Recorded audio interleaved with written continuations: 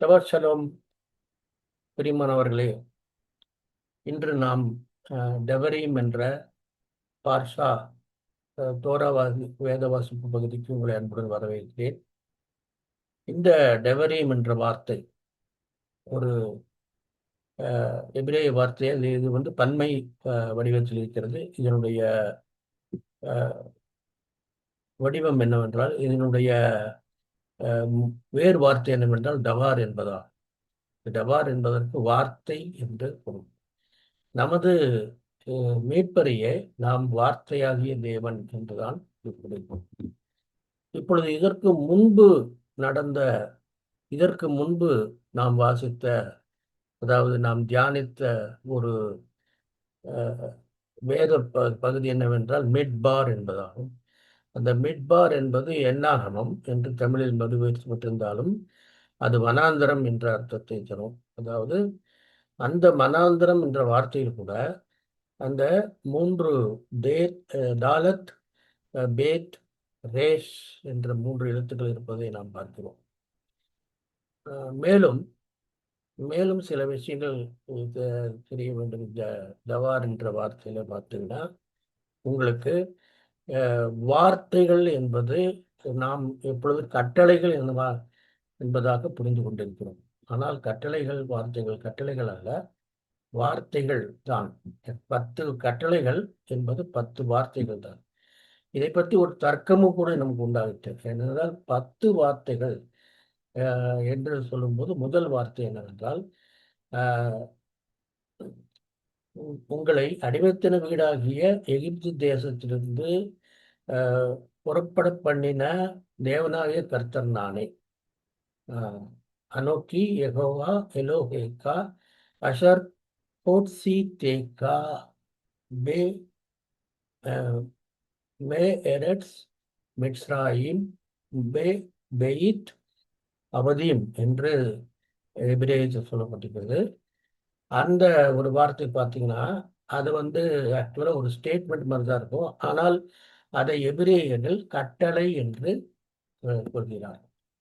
அப்படி பார்க்கும்போது கட்டளை என்று சொல்லும்போது ஒரு பாஸ்டர் கூட, ஒரு போதகர் கூட எனக்கு ஒரு தர்க்கம் ஏற்பட்டது. ஏனென்றால் அவர் என்ன சொன்னார், do or do not, do or do not என்பதுதான் இருக்க வேண்டும் கட்டளையில். இது சாதாரண ஸ்டேட்மெண்ட்டாக தான் இருக்கு. இது எப்படி கட்டளையாகும்? எனவே நான் அந்த வசனத்தை மீண்டும் படிக்கிறேன். 22 யாத்ராகம் 22 வசனத்தில் படித்தால் அப்பொழுது தெரியும் ஆக்சுவலாக என்னவென்றால், அது தேவன் சொன்ன வார்த்தைகளாவன என்று. இப்பொழுது நம்ம ஸ்லைடுக்கு போவோம். இப்பொழுது தலைப்பை பார்த்தீர்கள் என்றால், அது டெவரீம் வேர்ச்சொல். அது பன்மை வடிவம். டெவரீம் என்பது வார்த்தைகள் என்ற பன்மை வடிவம்.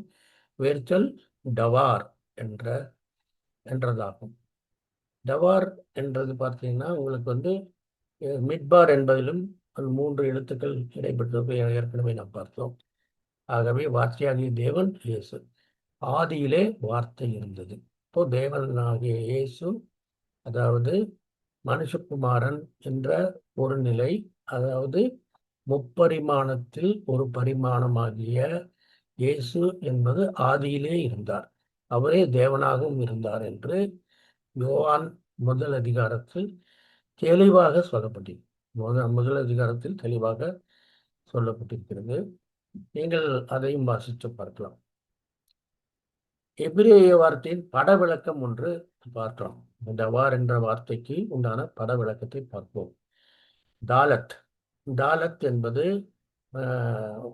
அதனுடைய பட விளக்கம் என்பது என்றால் டோர் என்பதால் அது தமிழில் வாசல் என்று. யோவான் 10:9 பார்த்தீங்கன்னா, ஆண்டவர் தன்னை நானே வாசல் என்று சொல்கிறார். அதாவது அடுத்த எழுத்தை பார்த்தீங்கன்னா பேத் என்பதாகும். அதனுடைய படம் வீடு என்பதாகும். வீடு என்பதையும் பற்றி தேவன் இயேசு கிறிஸ்து தன்னுடைய ஒரு சொற்பொழிவில் அவர் சொல்கிறார், என் பிதாவாகிய வீட்டில் அநேக வாசஸ்தலங்கள் உண்டு, அதில் ஒன்றை உங்களுக்கு ஆயத்தப்படுத்தப் போகிறேன் என்று சொன்னார். அதையும் நாம் பார்க்கிறோம்.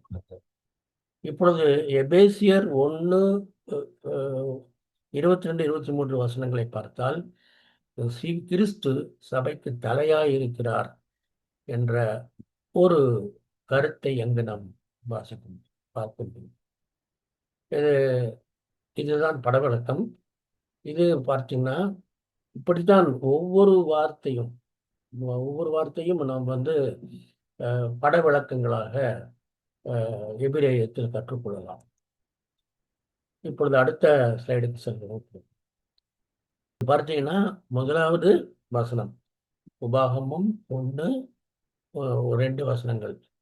அதாவது சேயீர் வழியாக ஓரேபுக்கு 11 நாள் பிரயாண தூரத்தில் உள்ள ஆதேஸ் பர்னபேவிலிருந்து சூப்புக்கு எதிராகவும் பாரான் தொப்பேலுக்கு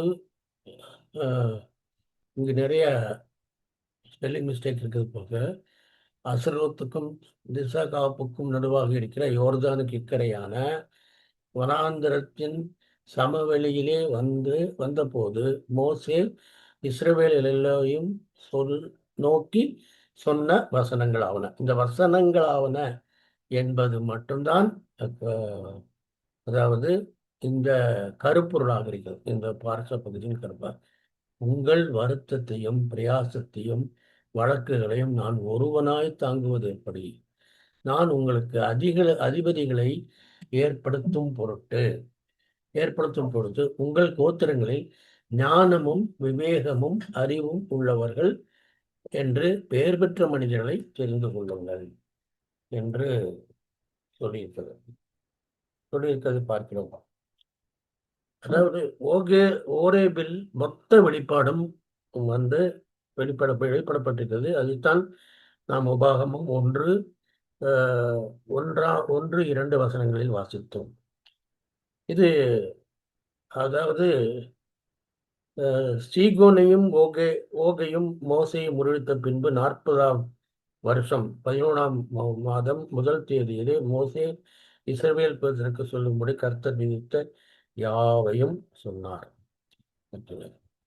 அதாவது இனி அடுத்த ஸ்லைட் நம்ம பார்ப்போம். அதாவது இதோ உன் தேவனாகிய கர்த்தர் அந்த தேசத்தை உனக்கு முன்பாக வைத்திருக்கிறார். உன் பிதாக்களுடைய தேவனாகிய கர்த்தர் உனக்கு சொன்னபடியே நீ போய் அதை சுதந்திரித்துக்கொள், பயப்படாமலும் கலங்காமலும் இரு. அப்பொழுது நீங்கள் எல்லோரும் என்னிடத்தில் நமக்காக அந்த தேசத்தை சோதித்து பார்க்கவும், நாம் இன்ன வழியாக அதில் சென்று இன்ன பட்டணங்கள் போகலாம் என்று நமக்கு மறு செய்தி கொண்டு வரவும் நமக்கு முன்பாக மனிதரை அனுப்பும். இந்த வரலாறு உங்களுக்கு ஏற்கனவே தெரிந்திருக்கும். அதாவது இப்பொழுது வரலாறு அதாவது நமக்கு முன்பாக வேவுக்காரர்கள் அனுப்பப்பட்டது. அதில் 10 பேர் எதிர்மறையான கருத்தை சொன்னது. 2 பேர் நூனின் குமாரனாகிய யோசுவாவும் காலேபும் மட்டும் நேர்மறையான கருத்துக்களை சொன்னது. அது எல்லா விஷயங்களும் உங்களுக்கு ஏற்கனவே தெரியும். இப்பொழுது அதாவது 66 அதிகாரம் கொண்ட ஏசாயா தீர்க்க தரிசன புத்தகம் ஒரு சுருக்க வேதம் போன்றதாகும், அப்ரைஜ்டு பைபிள். ஏனென்றால் உபாகமம் தோராவின் முழு சாராம்சத்தையும் சுருக்கம் மற்றும் முடிவுரையாக கொண்டுள்ளது. இப்பொழுது ஒரு நாவல் நீங்க வாசிச்சீங்கன்னா கூட அதுல ப்ரொலாக் மற்றும் எபிலாக் என்ற 2 காரியங்கள் காணப்படும். இந்த ப்ரொலாக் என்பது அதை பற்றி ஒரு முன்னுரையாகவும், எபிலாக் என்பது ஒரு முடிவுரையாகும். எபிலாக் என்பதில் பார்த்தீங்கன்னா அதனுடைய அந்த புத்தகத்தில் சொல்லப்பட்ட கருத்துக்களினுடைய ஒரு தொகுப்பை நாம் பார்க்க முடியும். அப்படித்தான் உபாகம புத்தகத்தை நாம் எடுத்துக்கொள்ள வேண்டும். இதில் அடுத்ததாக நம்ம பார்ப்பது என்றால் என்னவென்றால் கோத்திர பிதாக்கள் என்று நியமனம் செய்யப்படுகிறார்கள் என்பதுதான். அதாவது ஆகையால் உங்கள் வார்த்தைகளின் சத்தத்தை கேட்டு கடுங்கோபம் கண்டு உங்கள் பிதாக்களுக்கு கொடுப்பேன் என்று நான் ஆணையிட்ட அந்த நல்ல தேசத்தை இந்த பொல்லாத சந்ததியார் மனிதரில் ஒருவரும் காண்பதில்லை என்று நாம் பார்த்தோம். அதாவது இப்பொழுது நாம் வந்து 6ஆம் வசனத்தை பார்ப்போம். 6ஆம் வசனம். இந்த 6ஆம் வசனத்தில் வந்து 12, 13 வசனங்களை பார்ப்போம். 12, 13 வசனங்களில் தான் கோத்திரப்பிதாக்கள் நியமிக்கப்படுகிறார்கள். அதாவது 100க்கு அதிபதிகளும் 50க்கு அதிபதிகளும் 10க்கு கோத்திர 10க்கு ஒருவரும் அதிகாரிகளாக நியமிக்கப்பட்டார்கள். அதாவது கோத்திர பிரிவார்கள் ஆல்ரெடி நியமிக்கப்பட்டிருந்தாலும் இந்த தலைவர் அதிகாரிகளாக நியமிக்கப்பட்டார்கள். சட்டரீம் என்று ஒரு எபிரேய வார்த்தை இருக்குது, அதற்கு அதிகாரிகள் என்று பெயர். இப்பொழுது நாம் அடுத்த பகுதிக்கு வருவோம். அடுத்த பகுதியில் வந்து தேசத்தை முன்னேல் வைத்திருக்கிறார். அந்த தேசத்தை உனக்கு முன்பாக வைத்திருக்கார். உன் பிதாக்களுடைய தேவனாகிய கர்த்தர் உனக்கு சொன்னபடியே நீ போய் அதை சுதந்திரத்துக்குள் பயப்படாமலும் கலங்காமலும். ஒரு பாசிட்டிவான ஒரு விஷயம். அதை பாசிட்டிவாக எடுத்துக்கிட்ட ஒரு பீப்புளுக்கு மட்டும் சொல்கிறார் அவர். ஆக்சுவலா அப்பொழுது நீங்கள் எல்லோரும் வந்து நமக்காக அந்த தேசத்தை சோதித்து பார்ப்போம், நம்ம இன்ன வழியா அதில் சென்று இன்னப்பட்டனுக்கு போகலாம் என்று மறுசெய்தி கொண்டு நமக்கு முன்பாக மனிதரை அனுப்பவும் என்றீர்கள். அந்த கர்த்தர் உங்கள் வார்த்தைகளின் சத்தத்தை, இந்த கடையில் வந்து எதிர்மறையானவர்களை கண்டு அவர்கள் முறுமுறுக்க ஆரம்பிக்கிறார்கள். அப்பொழுது கர்த்தர் உங்களின் வார்த்தைகளின் சத்தத்தை கேட்டு கடும்போகம் கொண்டு உங்கள் பிதாக்களுக்கு கொடுப்பேன் என்று நான் ஆணையிட்ட அந்த நல்ல தேசத்தை இந்த பொல்லாத சந்ததியாகிய மனிதரில் ஒருவரும் காண்பதில்லை என்று சொல்றார். இப்பொழுது நாம் எழுதுவோம். நாம் பின்பு ஜனங்கள் தேவன் ஒரு மனிதன் தன் பிள்ளையை சுமந்து கொண்டு போவது போல சுமந்து கொண்டு சென்றார் என்பதை, வனாந்திரத்தில் சுமந்து கொண்டு சென்றார் என்பதை வாசிக்கலாம். பகலில் மேகசந்திரம், இரவில் அக்னி ஸ்தம்பம் வனாந்திரத்திலே வழி நடத்தினார். சிறு தடங்கள், எமோரியா தேசத்துல ஒரு தடங்கள் ஏற்பட்டது. அதற்கு வந்து தேவனுடைய தண்டனையும் உண்டாயிற்று. அது வந்து ஆக்சுவலாக பார்த்தீங்கன்னா இது அபிசுவாசம்கான ஒரு தண்டனை தான். அபிசுவாசக்கான தண்டனை என்னவென்றால், இந்த தண்டனையின் பிரகாரம் 20 வயதுக்கு மேல் உள்ள மனிதர்கள் அவர்கள் எல்லாருமே வந்து அவர்கள் சங்கரிக்கப்பட்டார்கள், மரித்து போனார்கள். அப்பொழுது எப்புனோயின் குமாரனாகிய காலேபும் நூனின் குமாரனாகிய யோசுவாவும் மட்டுமே பிரவேசித்தார்கள். யோசுவா அவர்கள்தான் தேசத்தை பங்கிட்டு கொடுப்பவர்களாகவும் இருந்தார்கள் என்று நாம் பார்க்கிறோம். இப்பொழுது பார்த்தீங்கன்னா அந்த மலையிலே கூடியிருந்த எமோரியர் உங்களை எதிர்க்கும்படி புறப்பட்டு வந்து தேனீக்கள் துரத்துகிறது போல உங்களை துரத்தி உங்களை சேர் மட்டும் ஒருபா மட்டும் அடுத்தார்கள். நீங்கள் திரும்ப வந்து கர்த்தருடைய சமூகத்தில் அழுதீர்கள், கர்த்தர் உங்கள் சத்தத்தை கேட்கவில்லை. இப்படி காதேஸ் வனாந்திரத்தில் பார்த்தீங்கன்னா அநேக நாள் தங்கி இருந்தார்கள் என்று நாம் பார்க்கிறோம். காதேஸ் வனாந்திரத்தில் அநேக நாள் தங்கி இருந்தவர்கள் அதற்கு பிறகுதான் சேயீர் நாட்டில் சுற்றித் திரிந்தார்கள். அங்கு தங்கியிருந்த ஏசாவின் புத்திரரோடு போர் செய்ய வேண்டாம் என்று சொன்னார். கர்த்தர் சேயீர் மலை நாட்டை ஏசாவுக்கு சுதந்திரமாக கொடுத்தார். இப்பொழுது பாருங்க, ஒரு காரியத்தை பாருங்க. ஏசாவின் புத்திரர் அப்பொழுது வந்து கர்த்தர் வந்து அவர்களுக்கும் ஒரு சுதந்திரத்தை ஏற்படுத்தி அவர்களோடு போரிட வேண்டாம் என்று இவர்களுக்கு சொன்னார்கள். இஸ்ரவேல் புத்திரர்களுக்கு ஏசாவின் புத்திரர்களோடு போரிட வேண்டாம் என்று சொல்றார். இது எதை காட்டுகிறது என்றால், அவர் வந்து அந்த ஒரு ஹெரிடிட்டி, அதாவது அதனுடைய பாரம்பரியம் என்பதற்கு முக்கியத்துவம் கொடுத்து சொந்த இனத்தை சேர்ந்தவர்களோட கூடவே இனத்தை சேர்ந்தவர்களை சொந்த சகோதரராக பாவித்து அவர்களோடு யுத்தம் செய்யக்கூடாது என்ற ஒரு முடிவில் இருந்தார். இப்பொழுது அந்த சேயீர் பகுதி எங்கே இருக்கிறது என்று பார்க்கிறோம். இப்பொழுது அந்த தற்போதுள்ள யோர்தானின் ஜோர்டான் தேசம் இருக்கிறது. ஜோர்டான் தேசத்தின் தெற்கு பகுதி இப்பொழுது இஸ்ரவேலுடன் நட்பு பாராட்டுகிறது என்பதை பார்க்கிறோம். நீங்கள் இப்பொழுது யுத்தம் குறித்த செய்திகளை பார்த்தீர்கள் என்றால், இப்பொழுது வந்து யோர்தான் நாட்டில் அமெரிக்க இராணுவ தளங்கள் இருப்பதால் அங்கேயும் ஈரான் வந்து தாக்குதல் நடத்தியிருக்கிறதை பார்க்கிறோம். அப்பொழுது பார்த்தீங்களா, இஸ்ரேல் நாட்டுக்கு அவர்கள் எல்லாம் நட்பு பாராட்டுகிறவர்களாக இருக்கிறார்கள் என்று நாம் பார்த்தோம். அதாவது இப்பொழுது அடுத்த பகுதிக்கு நாம் செல்வோம். இப்பொழுது தற்போது சீகோன் நாடு யோர்தான் நதிக்கு கிழக்கேயும் சாக்கடலுக்கு வடக்கேயும் உள்ள நிலப்பகுதி இருக்கிறது. பின்பு இந்த வேத வாசிப்பு நிறைவு பகுதியில் பாசானின் ராஜா ஓகையும் முறியடித்ததை குறித்து வாசிப்போம். சீகோன் முறியடிக்கப்பட்டது. இப்பொழுது பார்த்தீங்கன்னா, அப்பொழுது கர்த்தர் என்னை நோக்கி, இதோ சீகோனையும் அவன் தேசத்தையும் உனக்கு ஒப்பு கொடுக்க போகிறேன். இது முதல் அவன் தேசத்தை வசப்படுத்தி சுதந்திரித்துக் கொள். சீகோன் தன்னுடைய எல்லா ஜனங்களோடு கூட நம்மோடே புறப்பட்டு நம்மோடே யுத்தம் பண்ண புறப்பட்டு யாகாசிலே வந்தான். அவனை நம்முடைய தேவனாகிய கர்த்தர் நமக்கு ஒப்பு கொடுத்தார். நாம் அனைவரையும் அவர் குமாரரையும் முறியடித்து, இந்த முறியடிப்பு ஒரு விசேஷித்த முறியடிப்புகளாக காணப்படுகிறது. அவர்களுக்கு ஒரு சேலஞ்சாக இருந்தவர்கள் என்றால் சீகோனும் பாசானின் ராஜாவும். சீகோனின் ராஜாவாகிய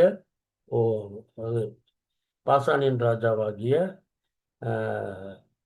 பாசானின் ராஜாவாகிய ஓக், சீகோனின் ராஜாவும் பாசானின் ராஜாவாகிய ஓக், இவர்கள் வந்து வனாந்திரத்தில் ஒரு பெரிய சேலஞ்ச், அவர்களுக்கு பெரிய சவாலாக இருந்து அவர்கள் முன்னேறி செல்ல முடியாதபடிக்கு தடுத்தார்கள் என்று பார்க்கிறோம். அவரவர் பின்பு அவரவருக்கு கர்த்தர் கொடுத்த சுதந்திரத்துக்கு திரும்பும்படி கட்டளையிட்டார். இறுதியில் அவர் யோசுவாவிடம் சொன்ன வார்த்தைகளை பார்ப்போம். இறுதியில் அவர் சொன்ன யோசுவாவுடைய வார்த்தைகளை பார்ப்போம். அக்காலத்திலே நான் யோசுவாவை நோக்கி, உங்கள் தேவனாகிய கர்த்தர் அந்த 2 ராஜாக்களுக்கு செய்வது எல்லாம் உங்கள் கண்கள் கண்டது. நீ போய் சேரும் எல்லா ராஜ்யங்களுக்கும் கர்த்தர் அப்படியே செய்யும். அவர்களுக்கு பயப்படுவீர்களாக. இந்த அல் தீரா, இந்த பயப்படாதீர்கள், பயப்படாதே என்ற அந்த வார்த்தை வேதத்திலே 300க்கும் மேல இந்த வார்த்தை வருகிறது என்று பார்க்கிறோம். தேவன் ஒவ்வொரு முறையும் சொல்வது அப்படிதான், பயப்படாதீர்கள் என்பதுதான். ஆனால் பயம் என்பது மனித இரத்தத்திலே கலந்தது போல இருக்கிறது. சமயத்தில் பார்த்தீங்கன்னா பயம் என்பதுதான் எப்பொழுதுமே அவர்களுக்கு காணப்படும் போது காண்றாங்க. அதாவது இப்பொழுது நாம் வந்து பார்த்தோம், தேசம் பங்கிட்டு தரப்பட்டது. அவர்கள் தேசம் அவர்களுக்கு முறையாக பங்கிட்டு கொடுப்பதற்கு தலைவர்களாக யோசேப்பும் காலேபும் தான் இருந்தார்கள் என்று நாம் பார்க்கிறோம். சரி, ஓகே. இப்பொழுது வந்து இதனுடைய அப்டரா பகுதியில் முக்கியமாக ஒரு விஷயத்தை வாசிக்கிறோம். அதாவது நன்மை செய்யும்படி படுங்கள், நியாயத்தை தேடுங்கள், ஒடுக்கப்பட்டவனையும் ஆதரித்து திக்கற்ற பிள்ளையின் நியாயத்தையும் விதவையின் வழக்கையும் விசாரியுங்கள். இது 17ஆம் வசனம். 18ஆம் வசனம் தொடர்ந்து வாசிப்போம். வழக்காடுவோம் வாருங்கள் என்று கர்த்தர் சொல்கிறார். உங்கள் பாவங்கள் சிவேர் என்றிருந்தாலும் குறைந்த மழையைப் போன்று மென்மையாகும். அவைகள் இரத்தாம்பர சிவப்பாக இருந்தாலும் பஞ்சை போலாகும்.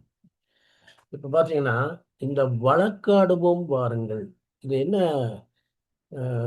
மூல பாஷையில் சொல்லப்பட்டிருக்கிறது என்றால், இது வந்து யக்காக் என்ற ஒரு வார்த்தை. இந்த யக்காக் என்ற வார்த்தை பார்த்தீங்கன்னா விவாதித்தல் என்ற பொருள். இந்த விவாதித்தல் என்ற பொருள் எதுக்காக விவாதிக்க சொல்கிறார் அப்படின்றால், அதாவது ஒரு பாவிக்கும், அதாவது தன்னை குறித்து நியாயத்தீர்ப்பின் போது தன்னை குறித்து எடுத்துரைக்கும்படி, விவாதிக்கும்படி, ஆண்டவரோடு கூடவே விவாதிக்கும்படி ஒரு வாய்ப்பை தருகிறார் என்று பார்க்கிறோம். அதனால தான் அவர் கூப்பிடுறாரு, வழக்காடவும் பாருங்க. அப்போ வழக்காடும் போது தான் தெரியும் உங்கள் பாவங்கள் சிவேர் என்று இருக்கிறது என்பது உங்களுக்கே புரியும். வழக்காடும் போது பார்த்தீங்கன்னா பாவங்கள் சிவேர் என்று இருப்பது உங்களுக்கே புரியும். இப்பொழுது மீண்டும் அந்த வசனத்தை நாம் பார்த்தோம் என்றால், வழக்காடுவோம் வாடுங்கள் என்று கர்த்தர் சொல்லுகிறார். அதுக்கப்புறம் பார்த்தோம், அதற்கப்புறம் உங்கள் பாவங்கள் சிவேர் என்றிருந்தாலும் உறைந்த மலையை போல் வெண்மையாகும், அவைகள் இரத்தாம்பர சிவப்பாயிருந்தாலும் பஞ்சை போலாகும் என்று சொல்கிறார். இப்பொழுது எவ்வளவு தேவன் எவ்வளவு நீதிபரராக இருக்கிறார் என்று பாருங்கள். அதாவது ஒரு மனிதனை உடனே அவர் வந்து க தண்டனைக்கு உட்படுத்துவது, ஆக்கினைக்கு உட்படுத்துவதில்லை. அவனுக்கும் தன்னை குறித்து எடுத்துரைப்பதற்கான வார்த்தையை சொல்கிறார். இப்பொழுது கோர்ட்டில் கூட கேட்டிங்கன்னா நீதிபதி கேட்பார், இப்பொழுது உங்கள் மீது சொல்லப்பட்ட குற்றச்சாட்டுகள், எதிர்தரப்பு வக்கீல் சொன்ன விஷயங்கள் எல்லாவற்றையும் குறித்து நீங்கள் என்ன சொல்கிறீர்கள் என்று அந்த சாட்சி கூண்டில் நிற்பவர்களிடம் கேட்பது போல, அவர் கேட்பது போல உங்களுக்கு ஒரு வாய்ப்பை தருகிறேன், வாங்க வழக்காடுவோம் என்று சொல்வதை பார்க்கிறோம். எவ்வளவு அருமையான வசனம் என்று பாருங்கள். அதாவது இந்த தோராவின் கடைசி பகுதியாகிய பெரித்தடாஷா சுவிசேஷ பகுதிக்கு வந்துவிட்டோம். இந்த சுவிசேஷ பகுதியில் பார்த்தீங்கன்னா உங்களுக்கு வந்து எல்லாருக்குமே வந்து என்னதுமா எப்பொழுது முடிவு வரும் அப்படிங்கிற ஒரு விஷயத்தில் தான் எல்லாருமே கேட்பாங்க. நிறைய கஷ்டங்களை அனுபவிக்கிறவர்கள், அதாவது மற்றவர்கள் தன்னை சுற்றி நடக்கும் அவலங்களை கண்டு மிகவும் மனம் உடைந்து போனவர்கள் சொல்வது என்னவென்றால், இந்த உலகத்தோட முடிவு எப்போ வரும், நம்மெல்லாம் எப்போ இந்த மக்கள் எல்லாம் எப்போ வந்து அழிக்கப்படுவார்கள் என்றெல்லாம் கேட்பார்கள். ஆனால் முடிவு வரும் என்பதற்கு தேவன் ஒரு வார்த்தையை சொல்லியிருக்கிறார். அந்த முடிவு வருவதற்கு முன்பு சுவிசேஷம், ராஜ்யத்தின் சுவிசேஷம், அதாவது good news of the kingdom, kingdom, அதாவது அது மட்டும் சாட்சியாக சகல ஜாதிகள், எல்லா ஜாதிகள், ஜாதிகள் என்று சொல்லும்போது இப்பொழுது தேசங்கள் தான் அர்த்தம். அதாவது வேதத்தில் ஜாதிகள் என்று குறிப்பிட்ட இடமெல்லாம் பார்த்தீங்கன்னா கோயிம், அந்த கோயிம் என்பதற்கு புற ஜாதிகள், புறஜாதிகளுடைய தேசங்கள் என்று அர்த்தம். புறஜாதிகளுடைய தேசங்களுக்கு சாட்சியாக சுவிசேஷம் பிரமிக்கும் போது முடிவு வரும் என்று சொல்லப்பட்டிருக்கிறது. இந்த வேத வாசிப்பு பகுதியிலே அநேக காரியங்களை கண்டோம். அதில் முத்தாய்ப்பான ஒரு இரண்டு காரியம், அதாவது வார்த்தை என்பதற்குண்டான சொல்லாய்வு. அந்த மூன்று எழுத்துக்கள் தாலத், பேத், ரேஷ் என்ற மூன்று எழுத்துக்களும், அதாவது மேசியாவோடு அந்த பட விளக்கங்கள் புரிந்து வருவதை நாம் பார்த்தோம். அதே போல யகா என்ற எபிரேய வார்த்தையை பார்த்தோம். அந்த எபிரேய வார்த்தையிலே வழக்காடுவோம் வாருங்கள் என்பது பார்த்தால் விவாதம் செய்யுங்கள், உங்களை பற்றி எடுத்து கூறுவதற்குண்டான வாய்ப்பு என்பதையும் பார்த்தோம். இந்த இந்த பகுதிகள் உங்களுக்கு பிரயோஜனமாக இருந்திருக்கும் என்று நம்புகிறேன். நீங்கள் மேலும் இது போன்ற ஒரு தியானங்களை பற்றி நீங்கள் தொடர்ந்து இந்த சேனலுக்கு சப்ஸ்கிரைப் செய்து எங்களுடைய இணைந்திருங்கள். நன்றி, வணக்கம்.